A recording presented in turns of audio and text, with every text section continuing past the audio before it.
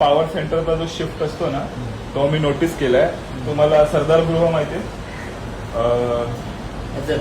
महात्मा फुले मंडईच्या समोर एक तिथे होता पॉवर सेंटर एक पर्टिक्युलर टाइम पर्यंत 1917-18 जे बोलते ना. आणि त्यानंतर हा पॉवर सेंटर आहे.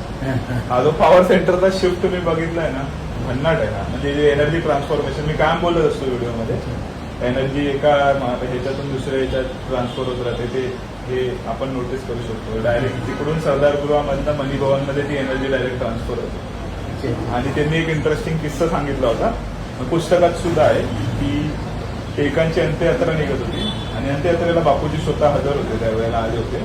आणि एका साईडनी एका नेत्याची अंत्ययात्रा निघते आणि दुसऱ्या साईडनी बापूजींचं कीर्तिरूप म्हणजे पुढे नंतर जो प्रस्ताव वाढत गेला हा एक असा वेगळाच म्हणजे तो बॅटन बोलतो ना एकाकडनं दुसऱ्याकडे पाहत भन्नाट.